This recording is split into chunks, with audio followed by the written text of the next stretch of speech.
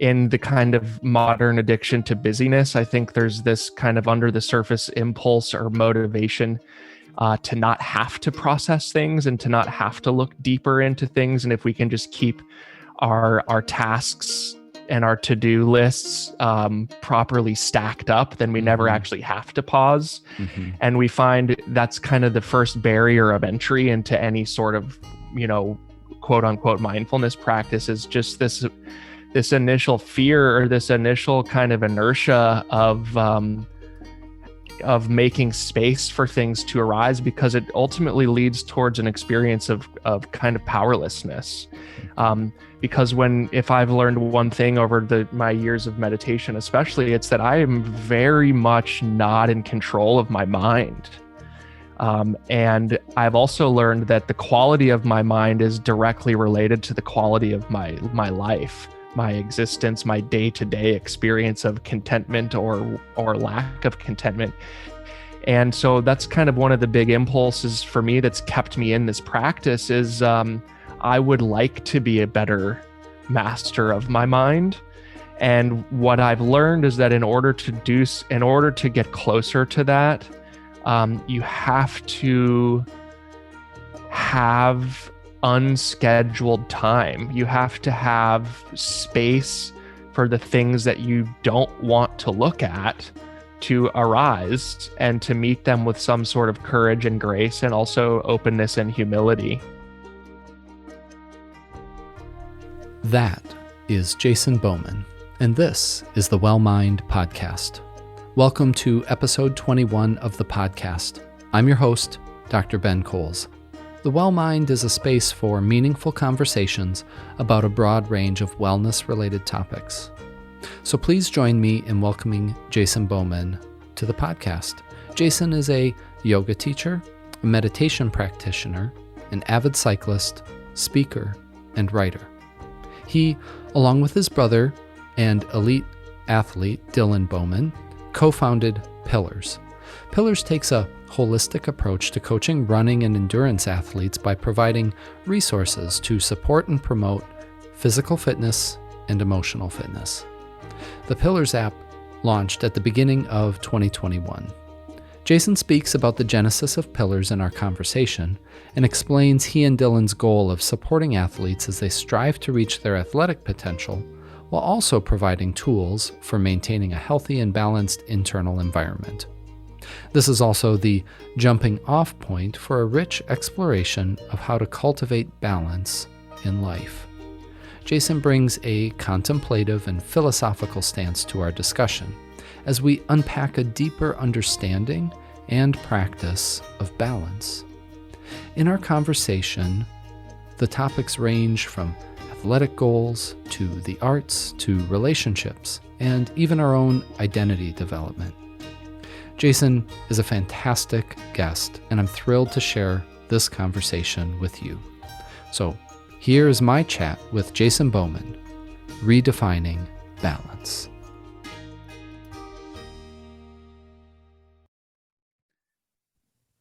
Jason, it's fantastic to have you on the Well Mind podcast. Thank you so much for coming on the show and being a guest. Yeah, thank you. Thanks for having me. I've been looking forward to this conversation. I know we've been chatting a bit through email just about what we're going to discuss today, and having a focus on cultivating balance in life as a pathway to personal wellness, both emotionally, physically, relationally, those kind of things. But before we dive into those topics, I really want the audience to get to know you a little bit here. The way I was introduced to you, Jason, was through a podcast that I listened to. It's called The Pillars, and formerly it was called The Well, but it's your brother that's the primary host for that podcast. But he had an episode that was a lecture that you gave, essentially kind of I think it was about 25, 30-minute talk on the topic that we're going to discuss today. And it really struck me, the reflections that you had, the insights that you had, something that I just wanted to talk with you about, have a conversation about. So that was kind of my initial introduction. But I know there's a lot more to the story for you. So tell me a little bit about yourself, and kind of your involvement with this Pillars platform with your brother. Yeah. Well, my brother is a total hero and a freak of nature, and his capacity to push himself in so many ways has always been a big inspiration to me. So yeah, I'm glad you listened to his podcast. It's so cool. But yeah, so I'm a man of leisure. No, I'm a yoga teacher. I'm also a writer. I'm currently getting an MFA in creative writing and writing a novel. And that is also an incredible kind of application for these types of subjects and these things to which I've dedicated myself for so many years. And then, yeah, I've been a support system for my brother in the creation of this app that is geared towards runners who are looking to increase their strength and endurance, but also their kind of what we call emotional fitness as well. Yeah, that's right on the kind of I think that the pillars here are both physical fitness and emotional fitness. And it seems like both of you are contributing to each of those pillars. It's not like one is one pillar and one is the other, correct? Yeah. Yeah. And, they support and, make each other contextually relevant. I think one without the other is an incomplete equation. And I guess that's the beginning of an entire conversation of balance. In order to have a balance, you have to have two kind of seemingly opposite things. And both of our lives, we've found that the physical vitality and the mental poise and composure, or endurance, if you will, are both the necessary ingredients to something that we could call like a, fulfilled existence. Absolutely. But you're right. It sounds like there's more to the story there. So just tell me a little bit about some of those early conversations that you and Dylan were having to create something like this in the space of, like coaching services. This actually feels kind of unique to me, to have an equal value to both physical and emotional wellness in a platform like this. So where does this come from? Well, I think in the most general sense, it comes just from our brotherly relationship. He's a professional athlete, and I've been watching him excel at that for our entire lives. And I have never been athletic in kind of the traditional sense. At least, like, I cannot run, and I certainly cannot do anything that requires like handling a ball of sorts. Okay. But I am a super dedicated cyclist and totally obsessed with that, and live in the Bay Area where I can do that so much, which is a wonderful gift. But the thing that has been really interesting, and my brother and I have a whole conversation this on his podcast from maybe a year and a half ago, is that I am also a longtime meditator, and I've been dedicated to this Vipassana practice for 11 plus years now. And that requires a wholly different kind of endurance pursuit, which is sitting still and sitting quietly for 10 days. Wow. And we kind of would just laugh about it in a familial way of like his desire to run 100-mile races and my desire to sit still without moving were, of course, entirely opposite of each other. But we were both finding that we were getting at like similar truths and getting similar value out of what we were doing. So yeah, in the general sense, that was kind of the impetus behind the project. And like any creative endeavor, it's changing and it's morphing, and it's we're figuring out what it is that people are interested in and what it is that we're interested in, both as individuals and as brothers. But yeah, that was the idea.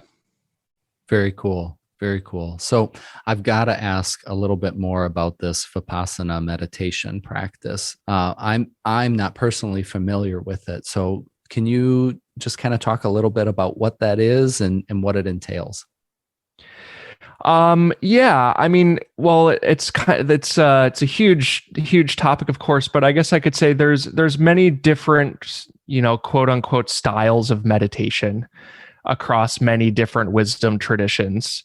And this is just one of those styles from a particular wisdom tradition. And it is a retreat experience in which you dedicate 10 days to being totally silent. And the days are very strictly regimented, and you spend about 12 hours a day in seated meditation practice and are instructed in a kind of piecemeal way how to undertake this practice hour by hour, day by day. And yeah, there's a whole bedrock of kind of philosophical pondering and philosophical support that underlies the practice, but ultimately it's just sitting with yourself. It's putting yourself in a place where you have no other distractions, nothing to run to kind of apply some sort of balm or some sort of avoidance. And you're left with really nothing to do but reckon with your mind and see what comes up when you have no distractions to turn to. Mm-hmm. Mm-hmm. Fascinating stuff. And I think I appreciate what you said about there being lots of different wisdom traditions that speak to meditation. And this is one practice, but that idea of meditation is something familiar to me from a mental health standpoint as well, because it's one of the pathways to walk towards mindfulness. And mindfulness being incredibly important to being able to sort through our emotional experiences, the flood of cognitive ideas, thoughts that can enter into our mind, and then being able to move in a direction with intention, right? All of that mindfulness, but oftentimes it starts with being able to pause, right? And obviously 10 days, 12 days, or 12 hours a day, that's an extended pause that takes a great deal of commitment, I'm sure, to the practitioner. But is meditation something, I guess, when you're thinking about the Pillars platform and incorporating physical and emotional fitness, where does meditation enter in, or how does it enter into that aspect? I guess the simple answer is that it doesn't explicitly. I'm not a meditation teacher. Okay. And I have an understanding of my own personal practice and my own personal application of things that I've spent a long time studying and practicing. But yeah, I don't teach meditation. The discourses or the lectures that you've heard in the app are certainly come from some of that kind of genre of practice and study, but certainly have also come from my many years of teaching yoga, mm-hmm. and also just my understanding of literature and the arts. Yeah. So it's not, the Pillars is not a meditation app by any stretch of the imagination, but there is this kind of dynamic of peeling back the layers a little bit to see what's going on behind just pure physicality of existence. Yeah. And yeah, I think, you mentioned this kind of this processing of what comes up emotionally and what comes up in your thoughts. And I think that's one of the things that is just so simple and hard to overstate in importance. And it's something that is very easy not to do. And in fact, I think it's something that we very much subconsciously avoid doing in the kind of modern addiction to busyness. I think there's this kind of under the surface impulse or motivation to not have to process things and to not have to look deeper into things. And if we can just keep our tasks and our to-do lists properly stacked up, then we mm-hmm. never actually have to pause. Mm-hmm. And we find that's kind of the first barrier of entry into any sort of, quote unquote mindfulness practice, is just this initial fear or this initial kind of inertia of making space for things to arise, because it ultimately leads towards an experience of kind of powerlessness. Because if I've learned one thing over my years of meditation, especially, it's that I am very much not in control of my mind. And I've also learned that the quality of my mind is directly related to the quality of my life, my existence, my day-to-day experience of contentment or lack of contentment. And so that's kind of one of the big impulses for me that's kept me in this practice is I would like to be a better master of my mind. And what I've learned is that in order to get closer to that, you have to have unscheduled time. You have to have space for the things that you don't want to look at to arise, and to meet them with some sort of courage and grace, and also openness and humility. So there's a lot to unpack in that, which I love. And this is exactly why the conversational aspect of this is so good, because the two things that I heard that I want to follow up on. One is how balance often gets defined I think socially for us as what you said, stacking up all the tasks in the proper order and getting things done. And so that I'm kind of giving my time to all these different roles and responsibilities and commitments. And I'm just kind of moving from one thing to the next thing to the next thing. And that when I do that perfectly, when I do that well, and I get it all done, and that's balance. But that's very different from the balance that you're talking about of engagement in life, and then stepping back from that and creating space for more of this, like unscheduled or unstructured time for things to just arise. And then the other part that I want to follow up is like, what's actually happening when you do create that space? Like, how do you have grace? How do you have an appreciation or an acknowledgement for things that do come up that maybe are uncomfortable or downright scary? So can we start with that kind of first piece of like redefining balance, really? Like, I think in one of the lectures, one of them that specifically I listened to, you had this analogy of a swing set when it comes to balance. Could you kind of relate that kind of metaphor as a kind of a starting point for us? Yeah, well, so there's a definition of yoga in kind of the seminal classical text called the Yoga Sutra, which is a contemporary text or contemporary time to like the historical Christ, maybe 2,000, 2,500 years ago. And this text was laying out the internal practice, the practice as it relates to cognition.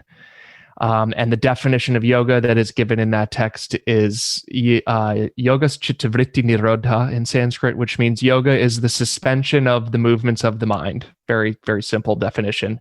Okay. But the word that I pulled out of there for that one analogy you mentioned is called nirodha, and that means to suspend. And I was just riding a swing set one time and just had this, kind of clear and also comical moment of feeling myself at that pinnacle of the arc of the swing set in between going up and coming down, where I just had this moment of suspension, of weightlessness, and something like an omniscient view, and timelessness, and also thoughtlessness, and we can all kind of access that point, I think, in our imagination or in our memory. And yeah, so I like to use that as a very real world and visceral analogy of what is meant by this idea of suspension. And it harkens back to this idea of balance, of course, in the sense that it's in between two things. It's in between going up and coming down. And I also find it to be a worthy analogy for the fact that it is not a permanent state.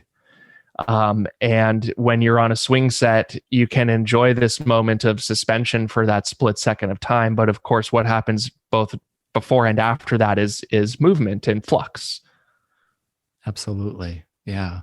And so then it becomes not a state of being, where it's like, oh, I'm in balance and everything is in its proper place and position externally, internally. But it's what you're talking about are kind of pursuing these moments of balance, these experiences of balance. Mm-hmm. And I think that's, again, kind of reflecting back on what you were saying just about these pillars of physical fitness and emotional fitness, that these kind of seemingly two opposite things, when we are able to bring those, kind of walk those closer together and have a value for both of them, we're able to cultivate some of those moments of balance. Just right. like, And to go back to kind of how we entered into just this point too, you were saying something about the ability to, both exert effort and also step back at the same time. And that is, I agree with you in saying that we have this cultural misidentification of balance as like the proper collation of your to-do list and the ability to go through that list with efficiency. And that's like what it means to have a balanced life. And even, in a work-life balance, we hear so much of, and certainly there's a whole benefit to succeeding in those sorts of ways. But yeah, that is the 50% of the equation, where the other 50% of the equation is disengagement is maybe a problematic term because it has its own connotations or whatever. Sure. But yeah, stepping back and taking this kind of passive, this passive stance. And I guess, now that I think about it, the swing set requires that same thing too, because you have to get on the swing and that's active, and you have to kind of pump to get the momentum. You have to use energy to build this thing. But then eventually you also have to, stop doing that, and you have to let the momentum that you've created take you. And that is, as an artist, that is what I think about all the time in the creation of anything beautiful or anything worthy or worthwhile to others. Is you have to do both of these things equally. You have to try your very hardest. You have to understand technique and mechanics and history and how other people previously have undertaken certain tasks that you're currently undertaking. And you really have to try tirelessly. But any piece of art blossoms in the moment where you let go of the technique, where you release your grip over how the created thing is supposed to be received by others. And so a big part of this kind of umbrella of balance has to include passivity. And again, I think that the passivity is one of the things that we're most scared of, because it's vacuous and we don't have control over what fills that vacuum. Yeah, that word control has a tremendous amount of power. Certainly wanting or establishing a goal or an objective. You're gonna exert or exercise some influence over what that outcome will be, because that's saying I'm working towards that. That's my goal, and so I'm going to do these things with the intent of it leading to that goal. But I'm wanting to make this very kind of tangible. And so I'm thinking again, just about any athletic pursuit, whether it be yoga or running. At some point you can try too hard, right? Like if I'm out for a run and I start, I'm trying to keep a certain pace, and I start straining, inevitably I fatigue even faster. And that extra effort starts working against me. Is there something similar that can happen in yoga to that? Oh yeah, certainly. This is at the root of the philosophy of the practice. Is the way that I speak to it specifically in yoga, or as a yoga teacher in yoga classes, this idea of unclenching around your effort. And and it's a nervous system kind of practice, I think, because what happens is you start to learn to differentiate between the sincerity of a physical effort with this undue clenching that happens in something besides muscle, like your mind or your nervous system or your expectations for how far you've come or where you should be or shouldn't be. And so I focus on that a lot as a yoga teacher in class, is just constantly reminding people like, yeah, you have to try hard here. Like, pay attention, don't move your eyes, do this with your knee, do this with your ribs, do this with your shoulders, etc. And also, once you get to that place, now relax a little bit, and not muscularly, like stay muscularly vital, but find this other thing that's a lot harder to pinpoint and certainly a lot harder to talk about, and let that decalcify a little bit.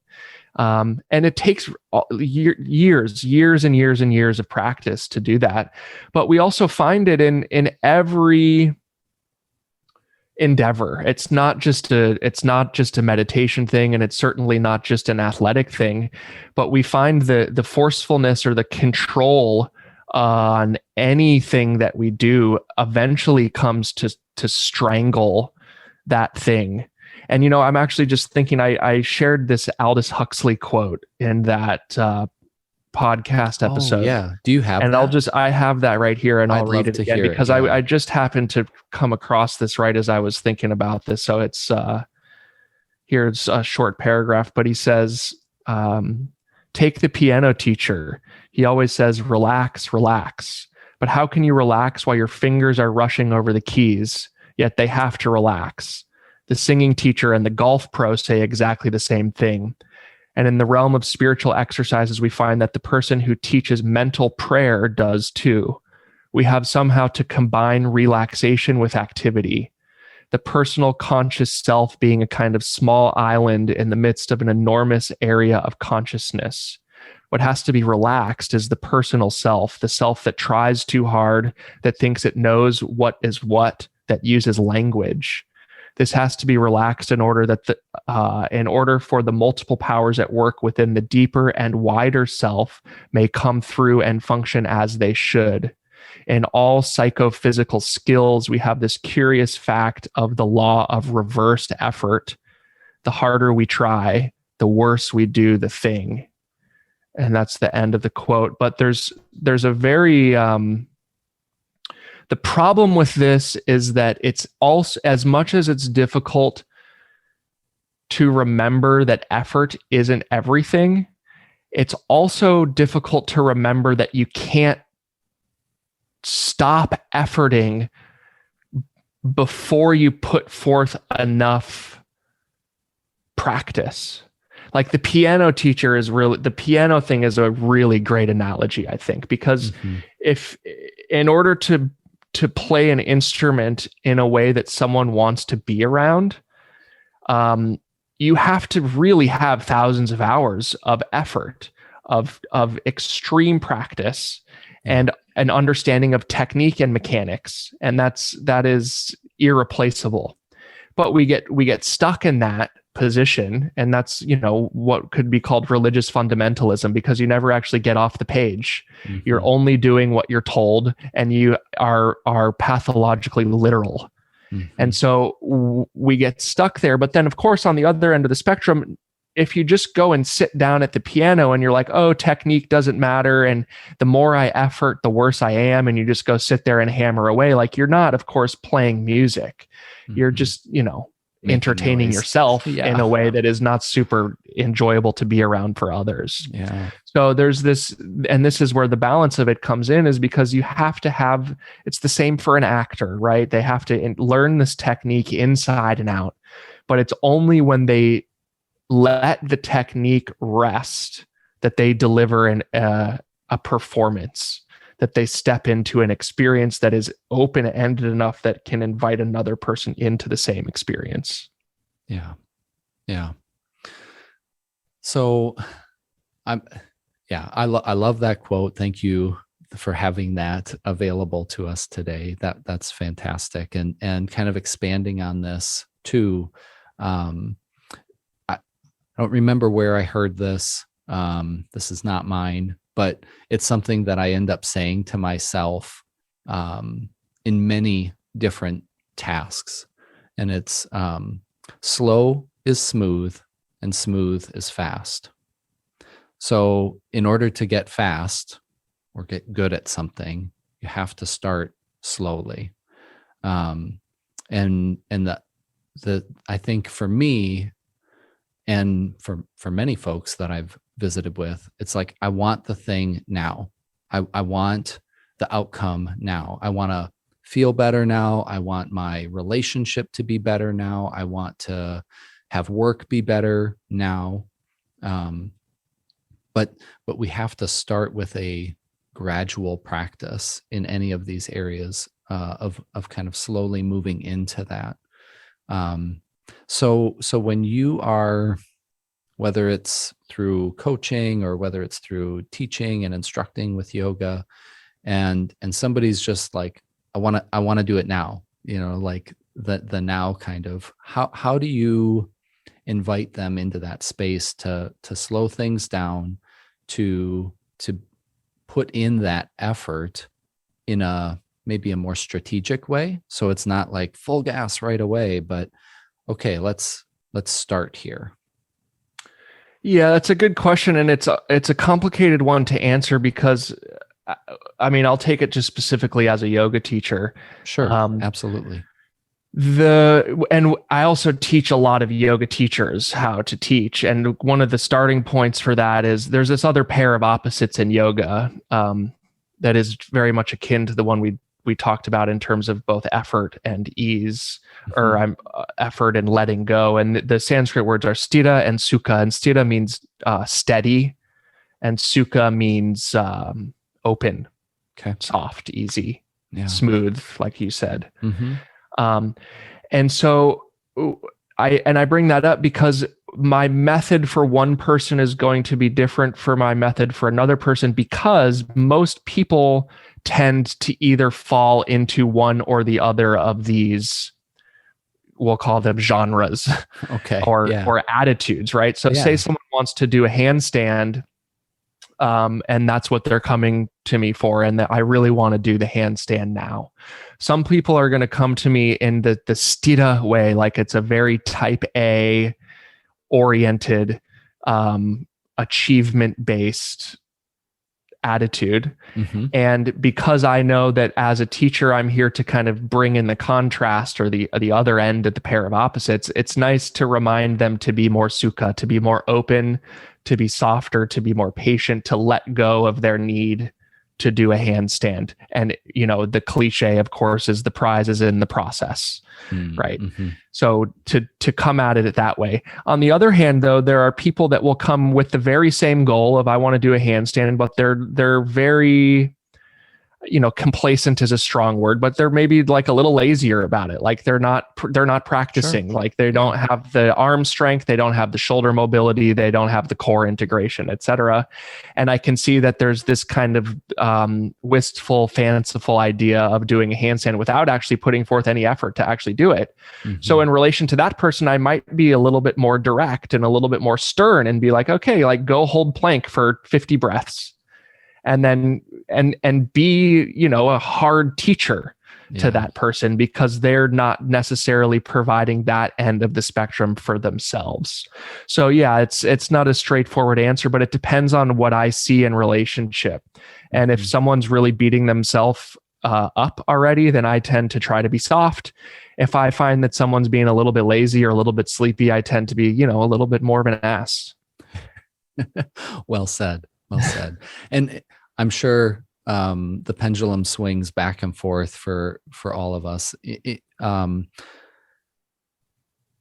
a therapeutic perspective or counseling, there's these two things that can happen, and they often happen, in each of us, where we have these unrelenting standards that we're kind of driving toward. And it is that now, get everything done, that kind of attitude. But lurking in the shadows of that is despair. And it's like, because I'm only as good as the next thing that I do. And there's a sense that if I stop or if I pause, that despair is going to catch up with me. But inevitably for everyone, it does at some point, because we can't be perfect. We can't continue. And eventually we careen into, if you want to call it burnout or compassion fatigue or exhaustion, or depression. These are all terms that we use for, it's like, I've reached that point where I can't do anymore. And now I feel like, well, it doesn't even matter what I do.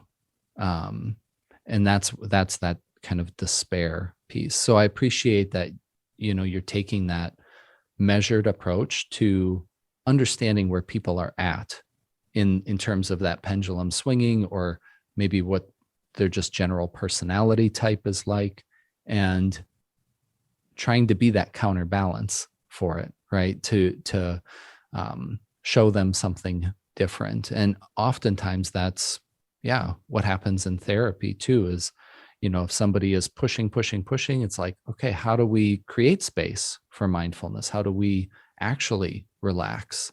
And then there are those that it's like, I'm not doing anything. And so you're trying to cultivate a sense of motivation or desire, tapping back into the idea of setting a goal for myself.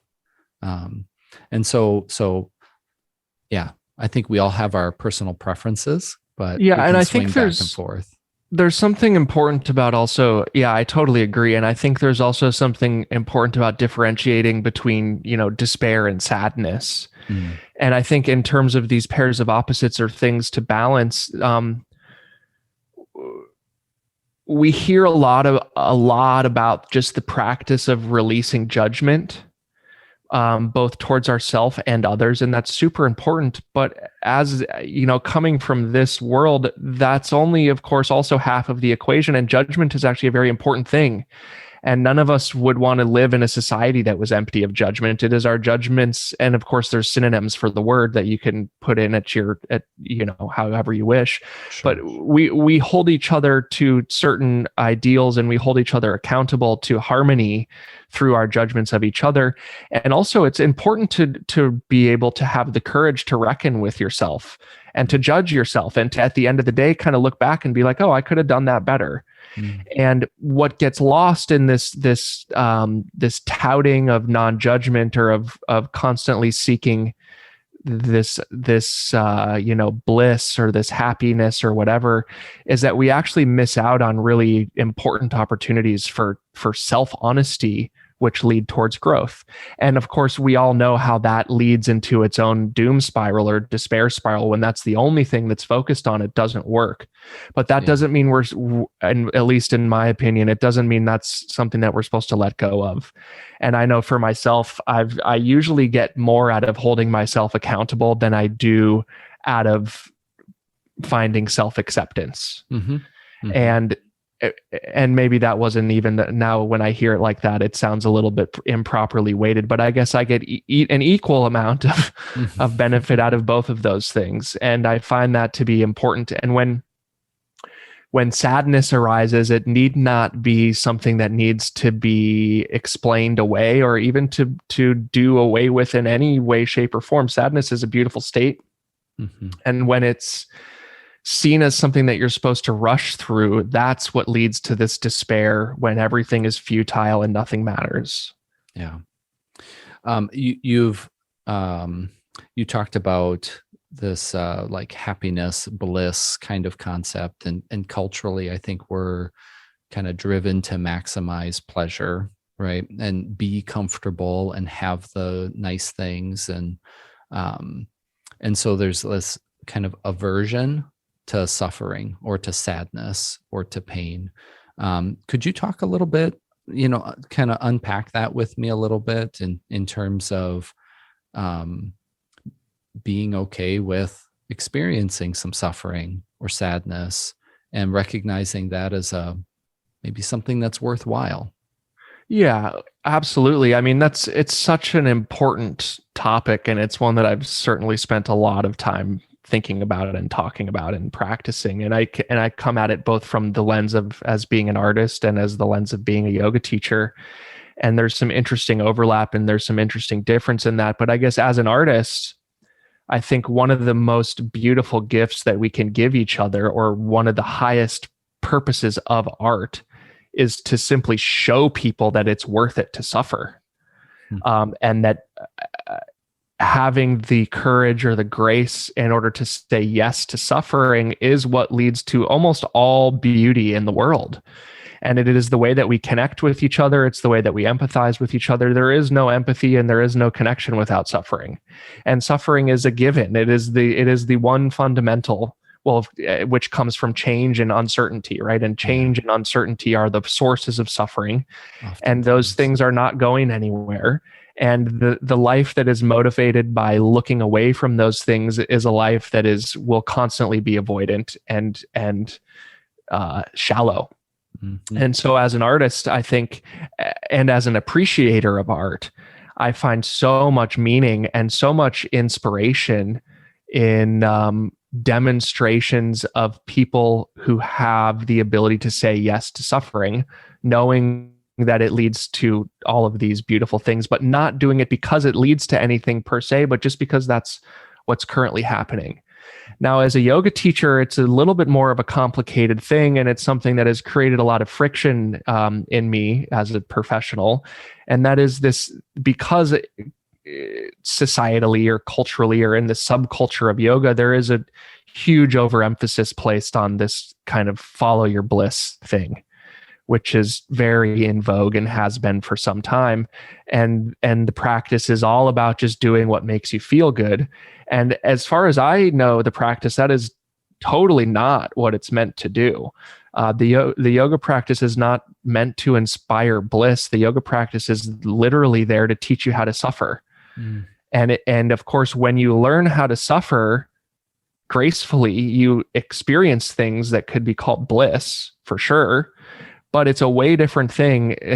Bliss for the sake of bliss is a very low hanging fruit when related to the happiness or the freedom that comes when you learn how to love suffering. But of course, it's the thing that makes it so complicated is that, if I was to open a yoga studio and I was going to call it, follow your bliss yoga, I would get a lot more people in the door than if I called it, learn how to suffer yoga.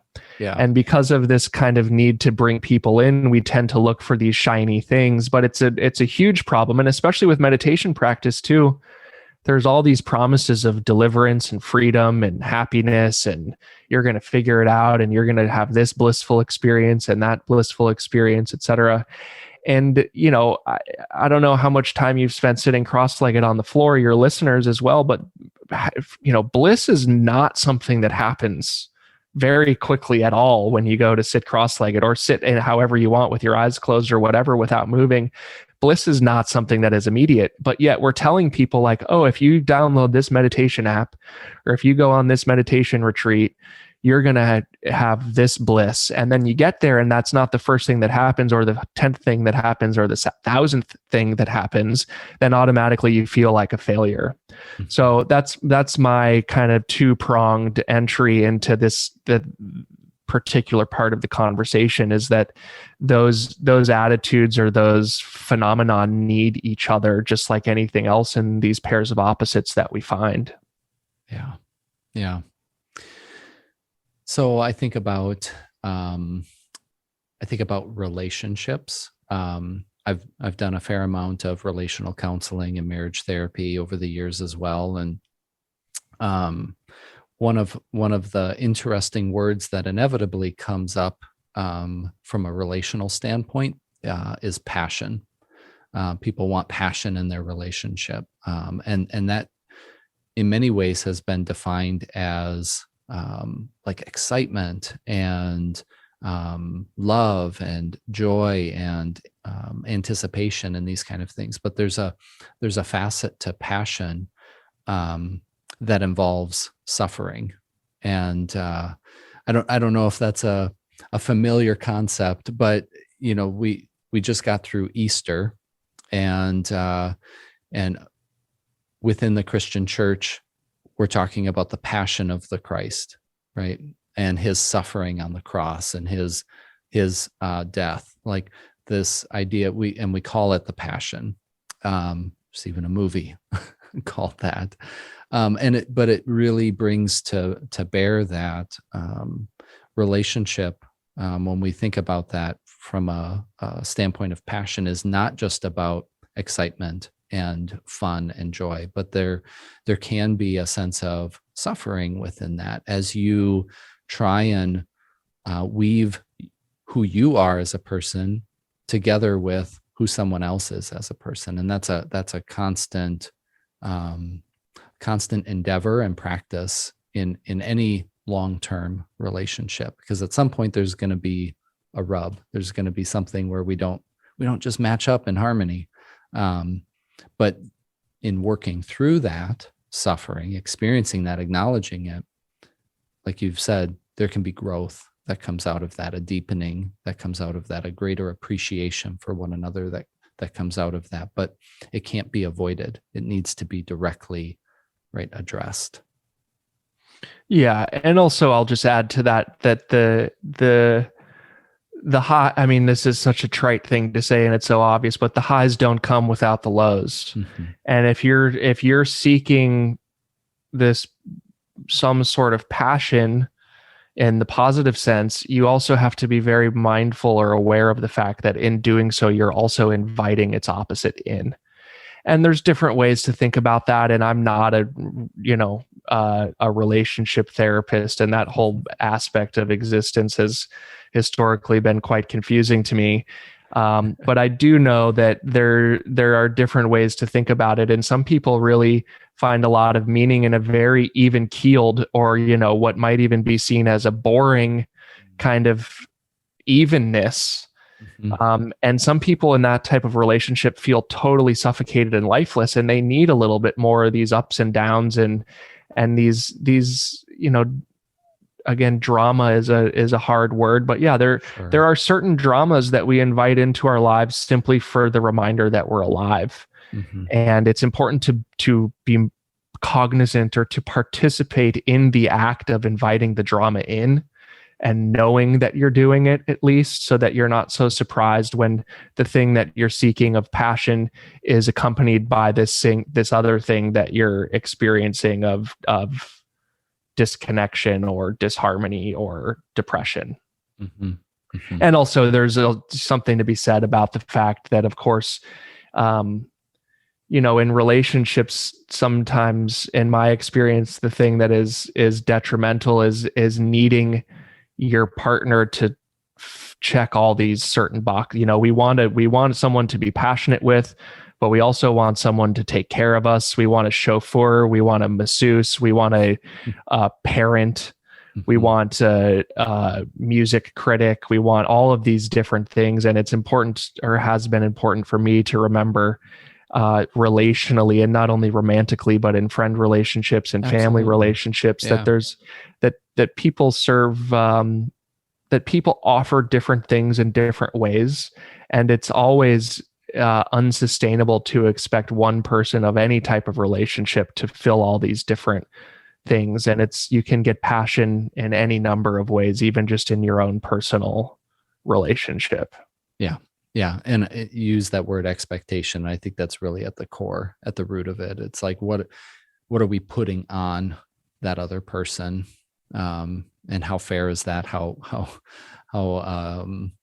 realistic is it? All of these things. Nobody can be all things to one person, for sure. So that's an important thing to kind of temper your expectations and understand, this is a real person, with real shortcomings and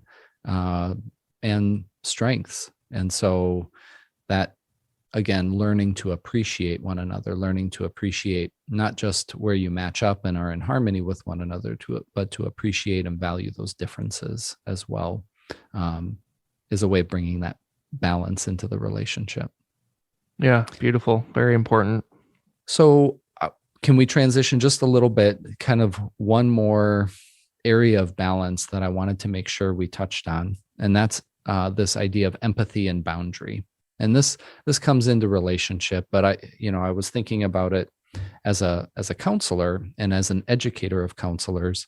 One of the things that is it's just a critically important topic when you're working in a helping profession is that you figure out how to connect with others through empathy, establish that rapport, create a safe space, so that people can do that work, but not at the expense of kind of losing yourself, right? Where we just kind of become this open vessel and we just take in everything that we're getting from a client or a patient or whatever.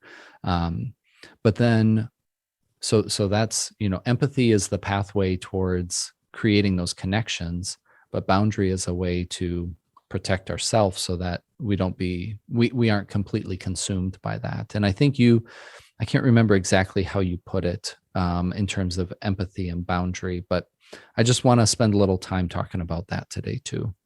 Yeah, well, I think it also, of course, like all these things are so, metaphorically similar. They echo each other, and it's the same thing that we started with of talking about learning how to engage and step back at the same time. And yeah, in just that simple way, you have to do that with people, and especially people that need your support or to whom you're offering your support. To engage and to step back in equal measure is important for the health of both people. And I'm not trained as a therapist. And I mean, I've done certainly therapy, and I understand the what must be just critical importance as a therapist of having the boundary so as to not take on the suffering of others. But this is also a very Buddhist concept, and the way that it's thought about in that world is you have to be equanimous even in your giving of compassion, and it's hard to do that, and that's a pair of opposites. And if you're only compassionate, then you lose, but if you're only equanimous, then you also lose. And it's in that the meeting point between those two things that you find that kind of suspension, or that freedom that is propped up in the space between. But another aspect that comes directly from the kind of Buddhist or yogic way of thinking about things is that so one of the goals of the practice is to increase your sphere of selfhood. It is to see yourself in others is the way that it's said, but in a more, maybe in a less cliche way, it's simply to expand your ability to identify with things besides whatever it is that exists right behind your eyes. Mm-hmm. And that means other people, but it also means organizations, and it means animals, and it means your belongings, and it means everything around you. The more you practice, the more you increase this kind of proprioception. And proprioception starts in the yoga practice as simply learning how your arms and your legs relate to your core, and to understand how your spine is your neck, is your skull, and to feel how your toes are actually connected to your fingers, etc. And it's this really beautiful and simple way of taking ownership of yourself and to tie yourself together. And it's what happens in all of us when we're young. It's when you see a child hold their head up for the first time, that's a proprioceptive light bulb going off. It's them learning about their physical form and how it relates to space. And I guess it takes a little bit of poetic license to come with me on this next step, but I definitely maintain that as you learn about how your arms connect to your spine, you're implicitly training yourself to learn about how you relate to your larger communities.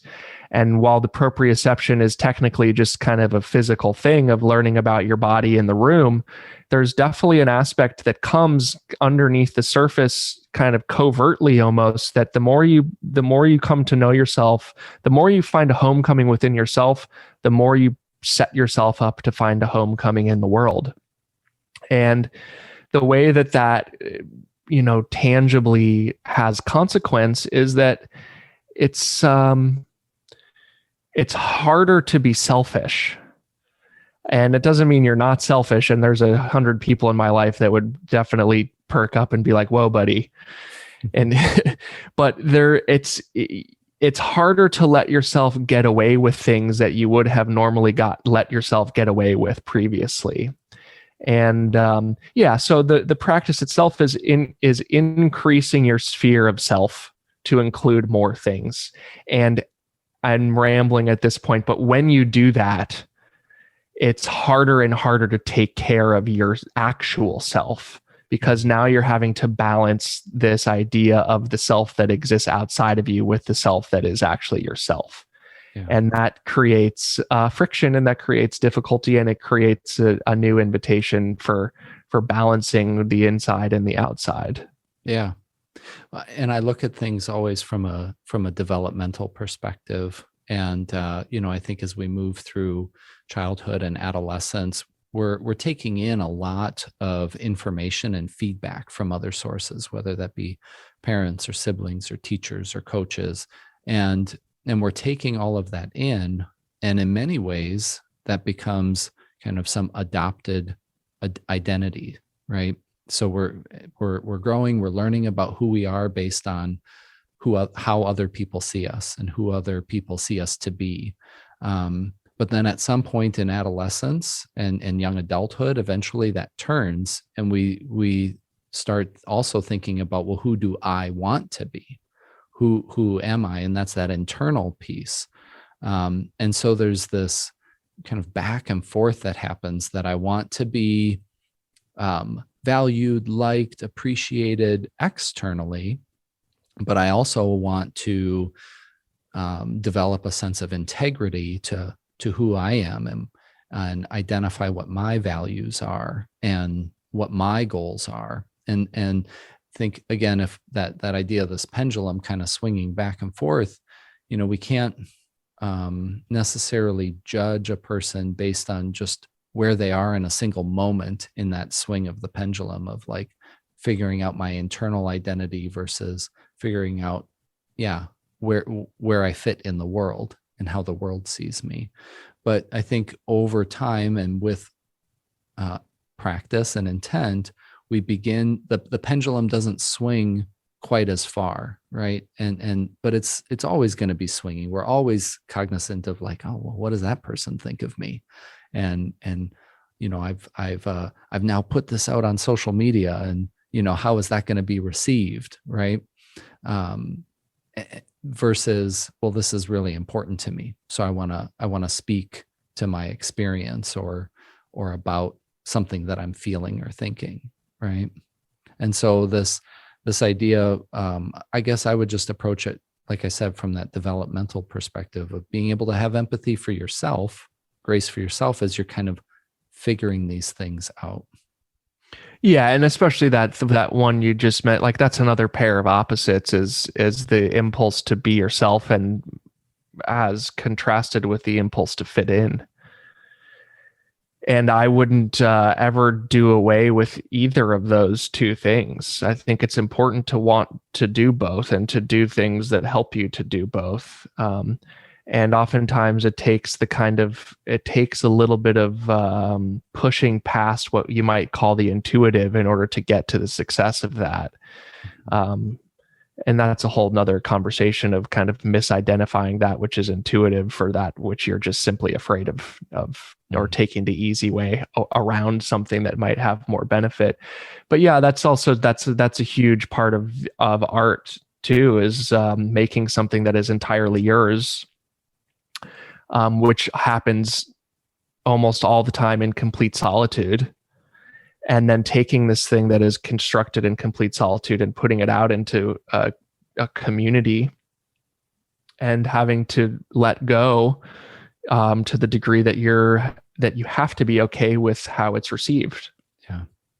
And while you may or will want to be noticed and given accolades and recognition, those things themselves cannot be the end of the creative process.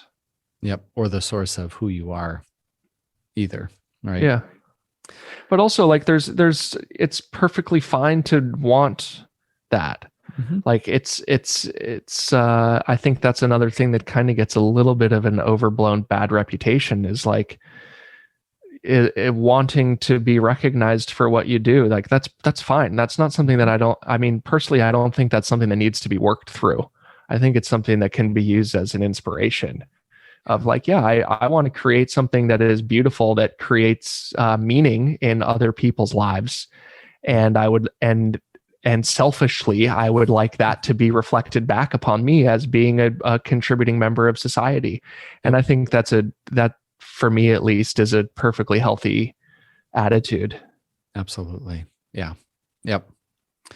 So we should land this plane here, Jason. I got a couple of questions for you here. So if people are wanting to kind of dive into this idea of balance, suspension, some of the topics that we've talked about, what would be some resources that you would direct them to as kind of starting points or continuing the discussion that you and I are having today? Yeah, I mean, your local yoga studio is a good place to start, and there's a million different types of yoga, and it's some are very sacred and some are very secular, and then there's a huge spectrum of things. So, which is to say, you can always find something that speaks to what you're looking for, and that's a huge axiom of the practice of yoga is that the way that you actually come to understand philosophies is in your own physicality. So I would recommend that over reading any yoga book. Yeah. And similarly, like go find someone who's teaching mindfulness or meditation or sitting, just sit still. Mm-hmm. And that's an incredible way to come to a very intimate understanding of your own pendulum. And then for me, it all becomes real, as I've said already, in art and in literature. And I think the best self-help books are good novels and good short stories and good poems. And I mean, I just read this beautiful short story called Switzerland by Nicole Krauss, who's a beautiful author. Okay. And it popped up when we were emailing in my head, because it is entirely about pairs of opposites, and it has to do with the tenderness and also the aggression in romance and in the sexual self, but it also relates this kind of pair of opposites into all these other beautiful different realms of existence. And I think for me that like fiction is such an important rubric to use to come to understandings, because it's so implicit and it's so open-ended, and you're just invited into this world that you can kind of make your own meanings from, as opposed to nonfiction or self-help books that are usually like lists and aphorisms that you're supposed to memorize and understand. So yeah, I always recommend like get into some good literary fiction and let it move you, and see how other people's stories and other people's imaginations can open you up to things about yourself that you knew but you didn't know that you knew. Sure. That's beautiful. I love it.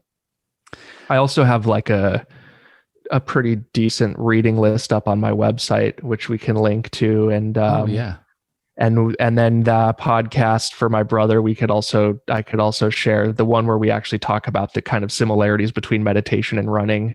Mm-hmm. That's an interesting conversation and maybe a good resource for people. But yeah. Cool. Yeah, I will put those in the show notes so that people can access those. Absolutely.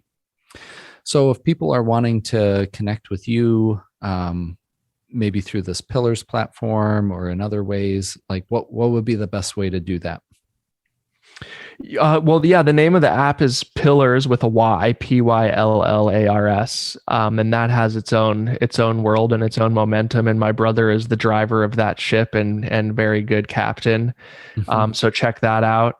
And then, yeah, in terms of the other stuff we've talked about, there's a good contact is just through my website, which is jasonbowmanyoga.com. Awesome. Yeah. That's great. I will put that in the notes as well. Jason, it's been so much fun visiting with you today. I've really enjoyed this conversation and appreciate you giving your time to me and to the WellMind audience. I'm very grateful. Yeah, thank you so much for having me. It's been a treat. A big thank you to Jason for joining the WellMind community, and thank you for spending your time with me today. If you enjoyed the show, please subscribe through your podcast app so that you automatically get the latest episode. New episodes are released the first and third Monday of each month. Also, consider taking a moment to review the show if you found our discussion meaningful to you. Word of mouth is great to let people know about the WellMind podcast and spread the word. If you are interested in connecting with Jason or learning more about the Pillars app, please check out the links in the show notes. Many thanks to the staff here in the Bethany Lutheran College podcast studio. Seth and Greg are tremendous in providing technical support. I also want to welcome back Caleb Schilling. He finished his project and will be helping out with the podcast for the remainder of this academic year before he graduates. So welcome back and thanks, Caleb. Special thanks, as always, to Lauren McMacken for designing the logo and cover art for the WellMind. And thank you for listening, and until next time, be well.